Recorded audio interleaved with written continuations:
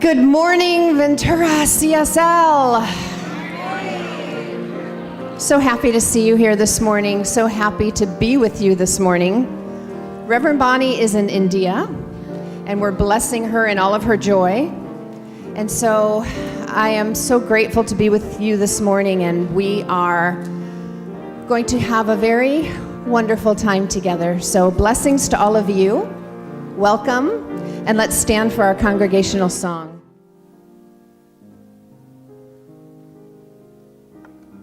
And as we stay into that beautiful place of love and light and being born worthy, we simply now just take that even deeper into our heart space, into that place that opens up to greater love, greater life, greater God. And so as we move together into I am remembering, that is the space and the place where the soul opens to depth and understanding that is not of this world. So I invite you to go deep and remember how worthy you are of love and only love.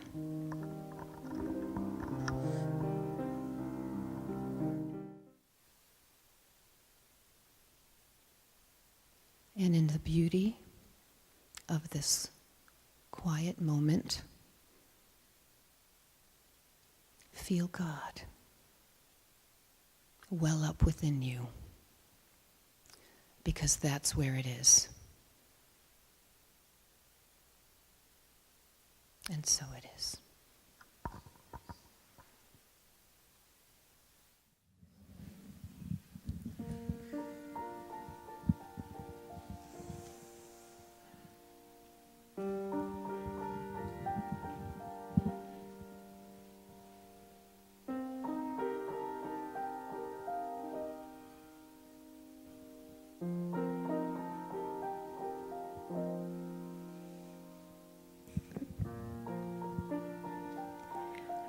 Rolling river God, little stones are smooth, only once the water passes through. So I am a stone, rough and grainy still, trying to reconcile this river's chill. And when I close my eyes and feel you rushing by, I know that time brings change, and change takes time. And when the sunset comes, my prayer would be this one, that you might pick me up and notice that I am just a little smoother in your hand. Sometimes raging wild,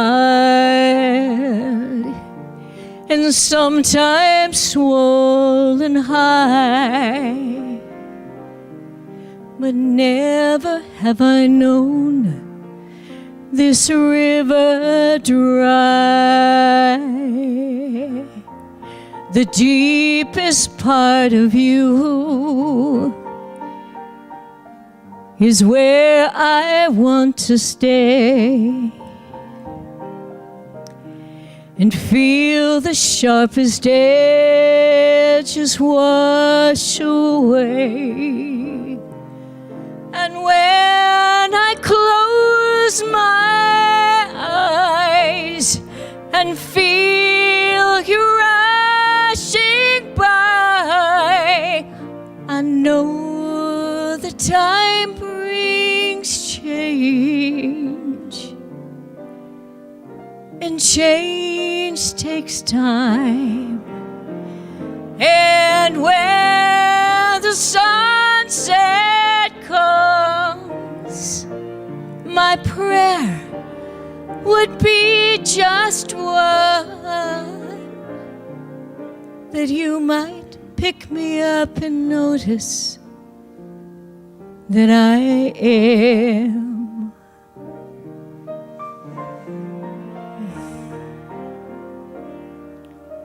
just a little smoother in your hand, rolling river God. Little stones are smooth only once the water passes through.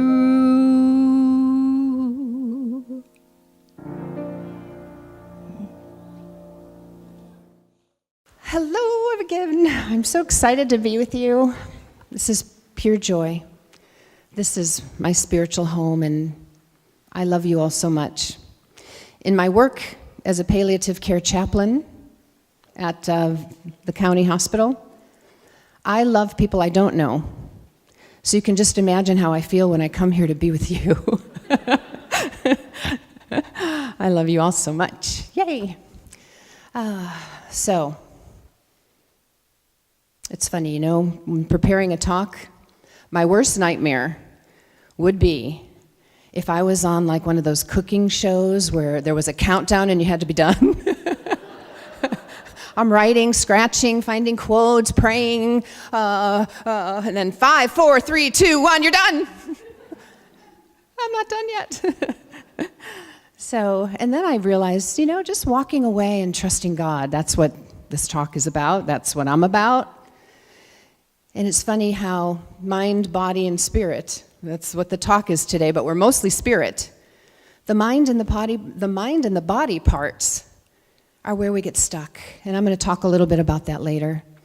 And I'm going to share some stories of the most amazing patients that I've been with that are really the teachers and the heroes.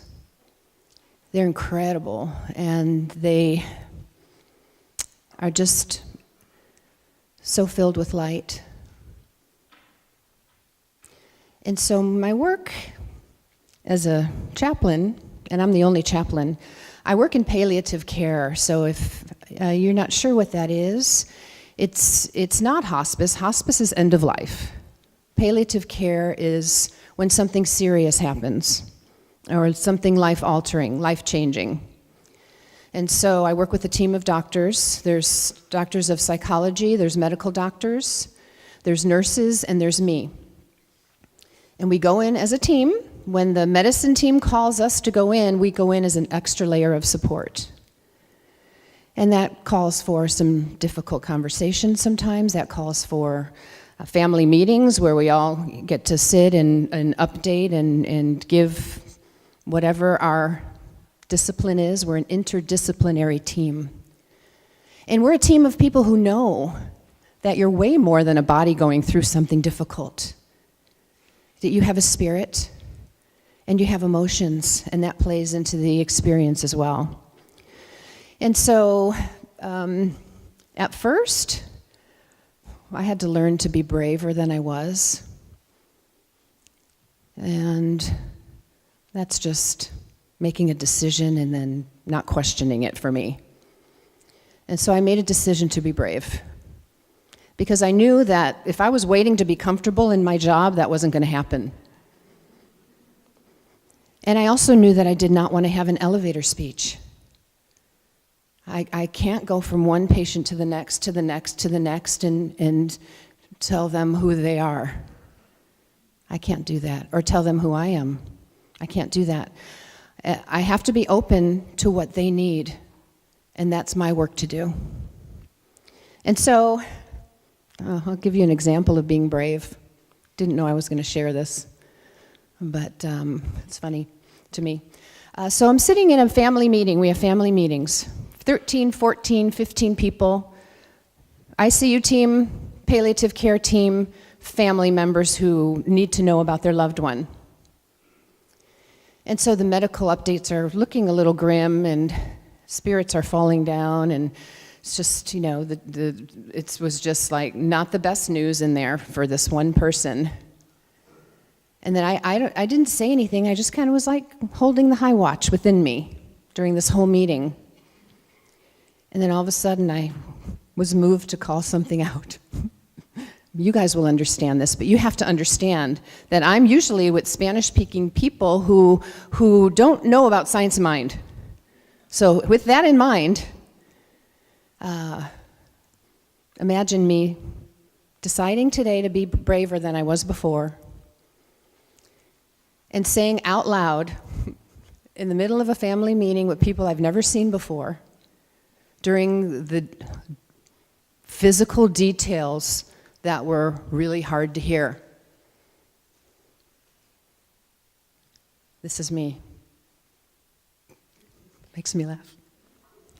But his spirit isn't sick.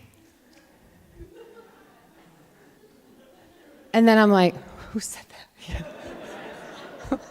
That was... Then I continued and I said, his spirit isn't sick. His body is. But his spirit, the essence of him, is perfect. And he's going through a physical experience, but he's so much more than that. And it opens up a whole bunch of other questions, right? So the palliative care team is a wonderful opportunity for me to deepen and grow in ways that I didn't know I was going to. And I feel very blessed by the work that I do. It fills me with meaning, and it really has shown a new sense of profound gratitude. But we'll get to that. So, one of my patients that stands out to me to share with you. I visited him quite a bit. He has cancer. And I'd visit him and say, hi, it's me, the chaplain. Can I sit with you for a few minutes? He's like, okay. So I sat down with him and just told him how much I cared about what he was going through, and offered some meditation, offered some just like color therapy. I have a lot of tricks. And he was always like, well, I don't know if that'll work. I don't know. So I did him maybe 5 times, and then I saw he came back in the hospital after I haven't seen him for a while. And so I thought, oh, do I go in, do I not? I kind of trust myself and open up as I'm there. And I walk by his room and I wave, and he's like, okay. Do you want me to sit with you for a while? Yeah. Okay. So I sit down and he tells me with full-on conviction, prayer doesn't work. Okay, tell me more about that. I'm on every prayer list imaginable. My mother's got her prayer tree at church going on. My girlfriend's church is all praying for me. Everybody's praying for me. Prayer doesn't work. I'm dying. Can't God just throw me a bone and let me enjoy a meal? What is this about? So, well, what I know to be true is that sometimes we have God's answers for him or her. And we can really put God in a tiny little box of what our expectation is.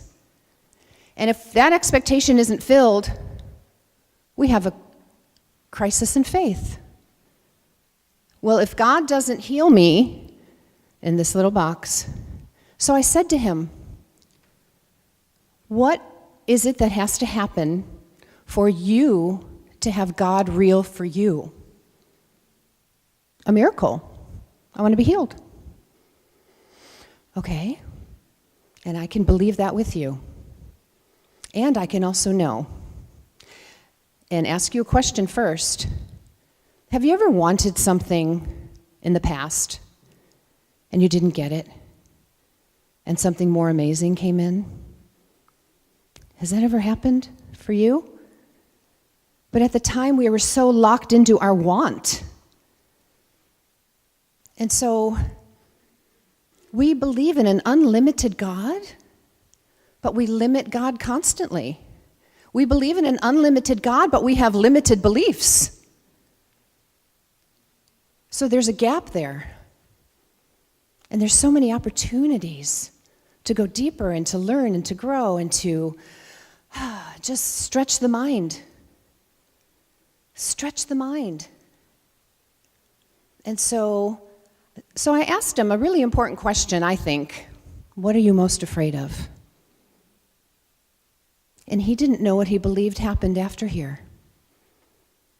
Many people don't think about it. They don't want to think about it. They cling to life. And I thought, wouldn't it be interesting? It would be a total shift in focus if our bodies were as immortal as our spirits. Say your body was declining and you couldn't die, like Hercules or, I don't know, those Greek gods that never go away. Imagine that. We would be so clinging to getting out of here and so mad that we had to stay. I don't find that where I work. There's a clinging to stay because this is what we know. We're very attached to our lives. But what if this is just a little blip in a very big, beautiful picture? Our thoughts create, especially our fears. And that's all it is. Fearful thinking. And we have thoughts that are not worthy of belief. What thoughts are you having that are not worthy of your believing? So, that was interesting. And then he said to me, I asked him other questions, and he's like, I don't know. What do you think? I'm like, I don't know. What do you think? Your answers are within you.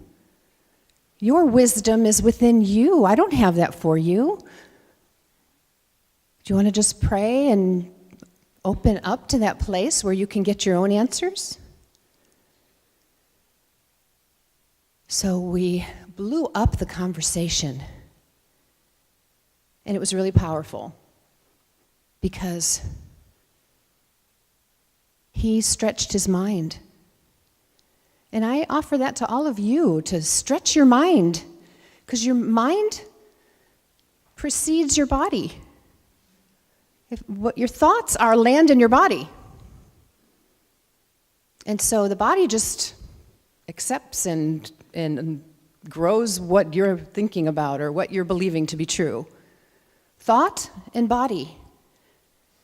Mind, body, spirit. Now what's interesting is that spirit's on the bottom, spirit needs to be on the top. Those P words. The spirit needs to be on the top because we get stuck in mind, body, and then spirit is, I don't know if I believe, I don't know, what's God, what is this all about? It's mind, body, and spirit. And I'm going to say it's spirit, mind, body, spirit. Let spirit be the bookends from which you think and move and create and express health and well-being.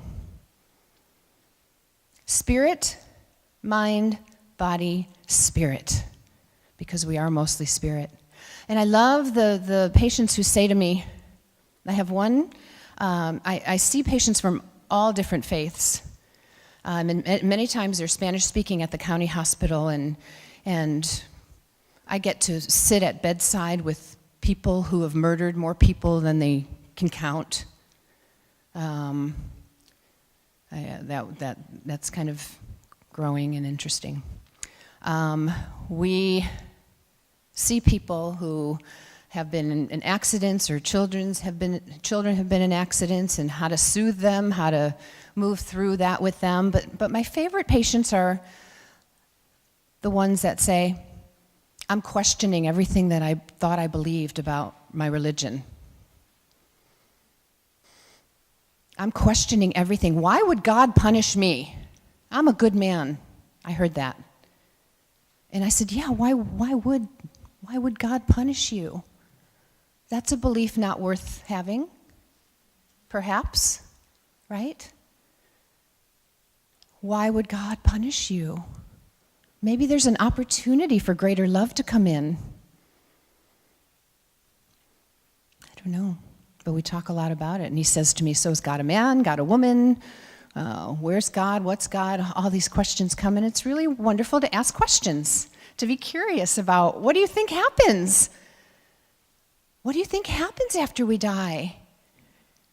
Maybe it's something wonderful, and we can talk about it. Talk about it. Ask. Stretch your mind. Grow your mind. Play in a non-belief. Take something you're not believing to be true and play with it. And I bet God will have its way with you. I live with one of those. He's fun to challenge. So stretch your mind. And so now to the body part. The body.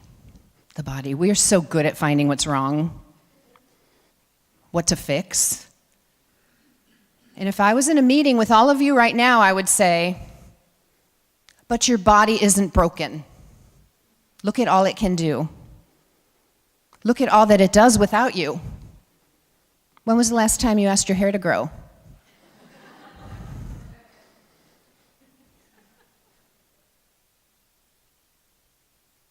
And until we see a decline, we can kind of miss some appreciation and compare ourselves to other people, compare ourselves to when we were younger, compare. That meeting where I blurted out that spirit was perfect, so is your body. You know why?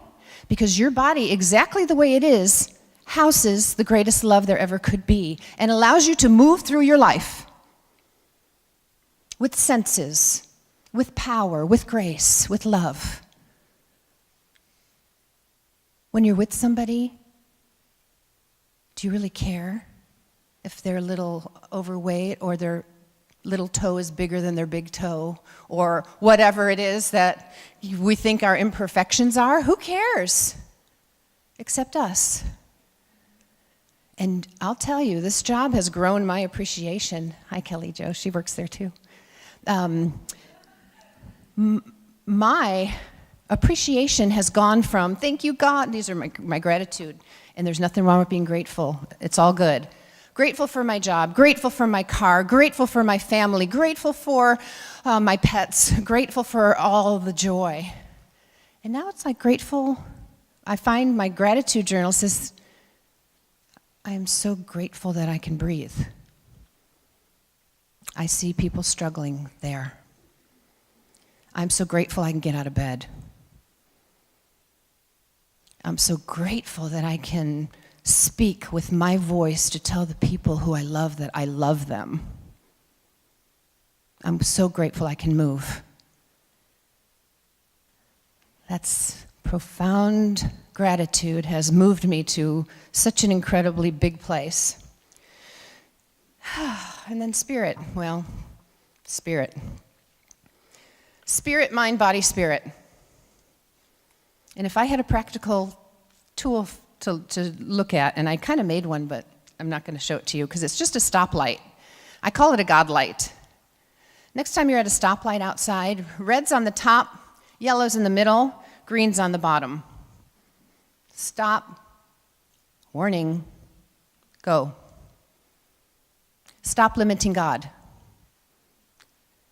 Be grateful so you can experience the joy instead of the symptoms that are alerting you to what could be coming down the road. And spirit, go.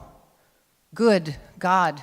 It's green. Green is life. Green is abundance. Green is beauty. Green is everything beautiful. So when you're looking at that stoplight,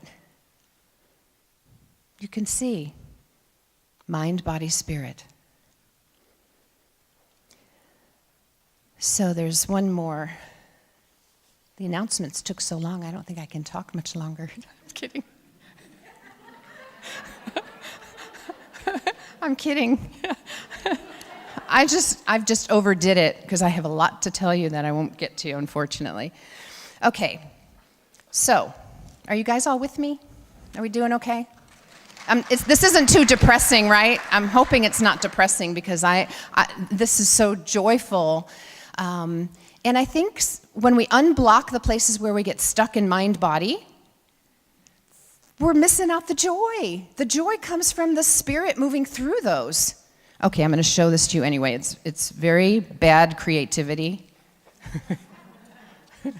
I used to do the children's messages here, and I used to have stuff like this all the time, so I'm going to do it again. Okay, here's the stop sign. I call it a God light.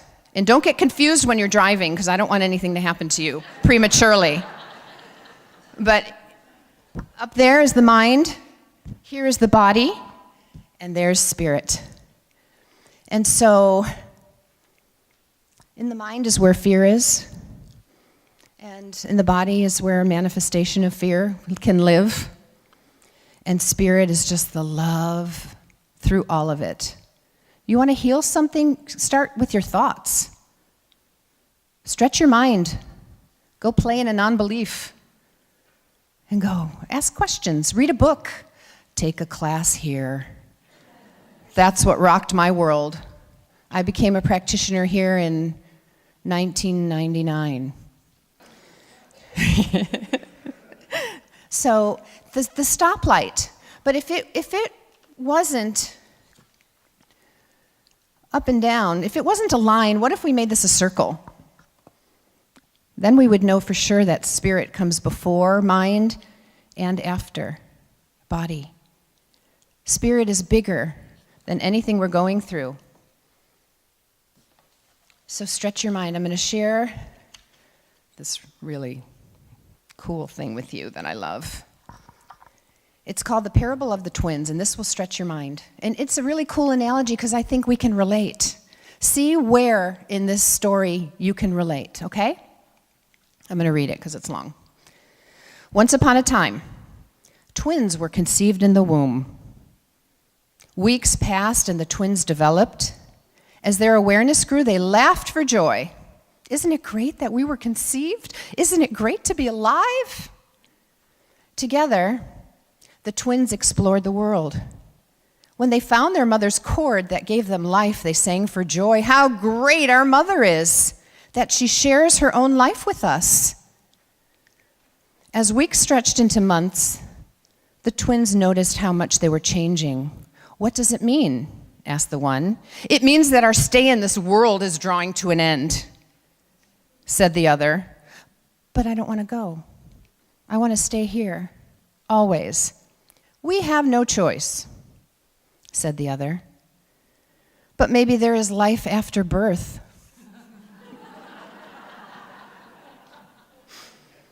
But how can we be there? How can there be?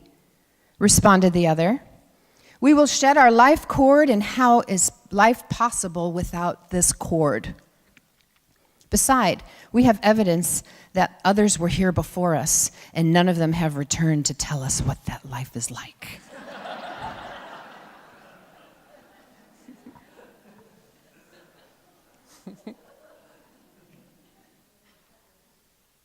No, this has to be the end. And so the one fell into deeper despair, saying, if conception ends in birth, what is the purpose of life in the womb? It's meaningless. Maybe there's no mother at all. Oh no, there has to be a mother, protested the other one. How else did we get here? How do we remain alive? Well, have you seen our mother? Maybe she only lives in our minds. Maybe we made her up because she feels good to us. And so the last days in the womb were filled with deep questioning and fear. Finally, the moment arrived. When the twins passed from their world, they opened their eyes. They cried, for what they saw exceeded their fondest dreams.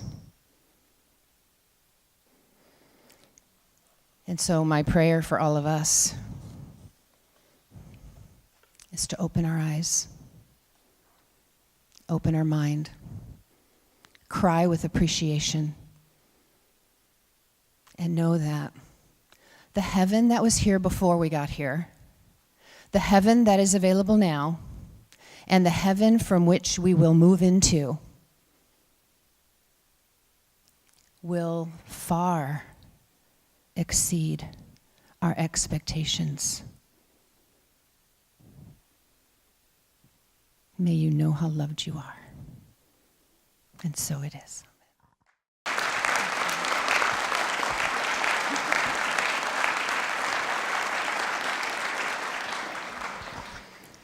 Thank you so much.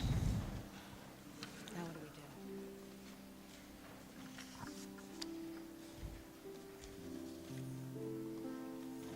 do? All right, so let's turn within and pray.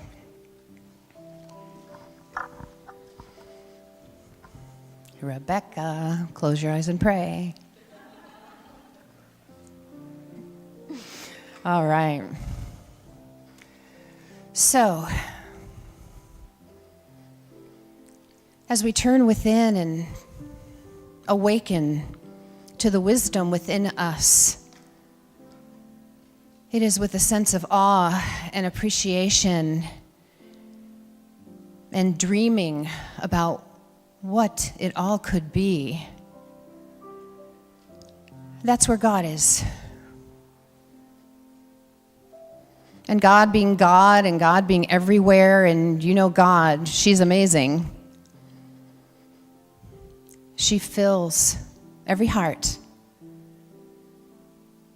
and sustains with love and light and gratitude and just the awe for being alive. We get to be here. We don't have to be here. We get to be here. And we get to play in questions and thoughts and beliefs, other people's beliefs that we never heard before. What an amazing way to open our minds and be in spirit. Spirit, spirit, spirit. And so just feeling and knowing and sensing the opportunity to just deepen in our own power, our own grace, our own beliefs, our own mind, body, spirit connection. I just say thank you, God. Thank you, thank you, thank you, thank you. So grateful. And so I just surrender this prayer into the law that just comes back as more and more unlimited possibility. And I give it away right now. And so it is.